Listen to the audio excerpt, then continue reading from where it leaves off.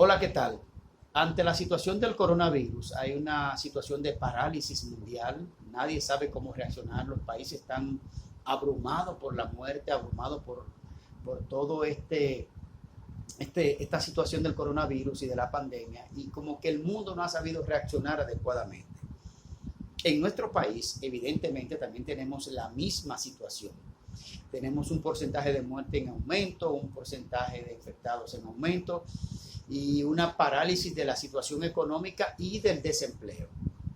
Ante la situación del desempleo, la falta de ingresos, la carencia de tener que pagar colegios, de tener que pagar alquiler de casa, pagaré de vehículos, en sentido general, la alimentación, los medicamentos, hay una situación realmente preocupante.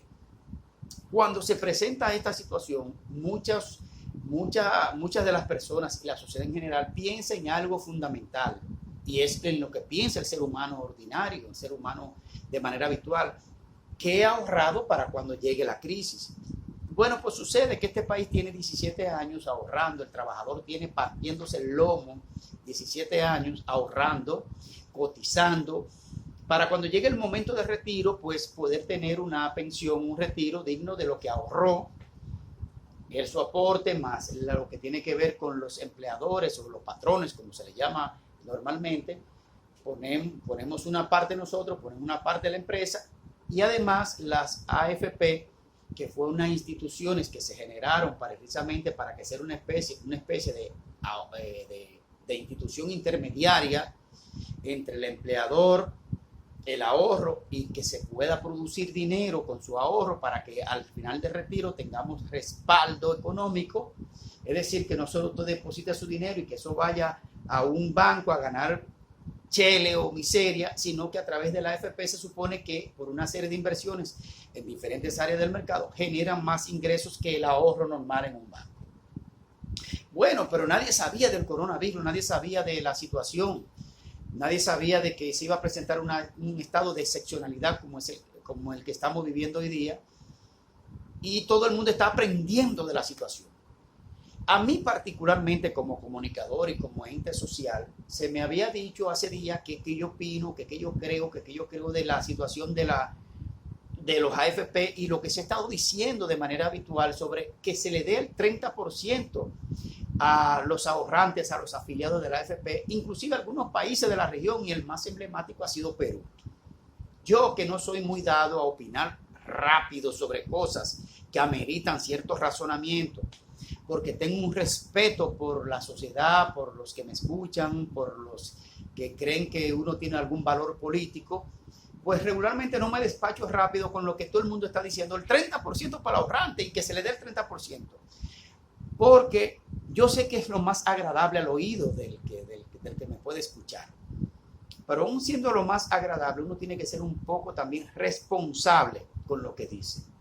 Y el 30% de los ahorros que tiene la AFP es mucho dinero, mucho dinero. Por lo tanto, y como esos dineros no están en una bóveda guardados, no están en unos bancos guardados, sino que están evolucionando un ingreso para redituarle, para darle a los ahorros de los afiliados de la AFP un poco más de beneficio, y además las AFP, son unos grupos económicos que se quieren ganar todo el dinero del mundo, pero además se mal acostumbraron, porque no sabían que esta etapa iba a llegar en algún momento, a no darle información a sus afiliados, a no darle ninguna información a la sociedad en sentido general, y no creyeron nunca en la necesidad de tener que informar qué hacían con los dineros y cuánto estaban ganando, porque se confiaron, porque fueron arrogantes en sus posiciones.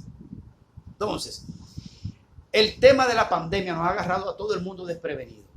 ¿Cuál es mi propuesta? ¿Cuál es mi posición respecto de esta situación? Primero, que es correcto que en un estado de excepcionalidad hay que dar respuestas excepcionales. La ley que tiene que ver con los fondos de los ahorrantes que están administrados por la AFP no tenía contemplado desembolso hasta que no llegue el tiempo de la jubilación, de la pensión, en función de lo que establecen los reglamentos y basado en la ley. Ahora, la situación cambió y todo el mundo espera algo. Por lo tanto, yo razoné y planteé lo siguiente. Yo digo que de la manera que sea que nos pongamos de acuerdo, primero tenemos que tener sentido de lo que se llama discriminación positiva, es decir, vamos en auxilio de todo el que tiene su dinero, pero vamos a priorizar el que tiene más necesidad que los demás. Es un asunto humanitario, es un asunto de deber moral, es un asunto de humanismo, de decir, vamos a ayudarlo a todos, pero dentro del todo vamos a ir en auxilio del que más lo necesita primero. Y yo pensé que los más necesitados son las personas envejecientes, porque la propia medicina, los propios médicos han dicho que los más vulnerables en esta situación, y lo ha dicho el propio infectólogo Félix Iglesias, de que cuando todo esto pase, los últimos que tienen que salir a trabajar o a relacionarse son las personas envejecientes.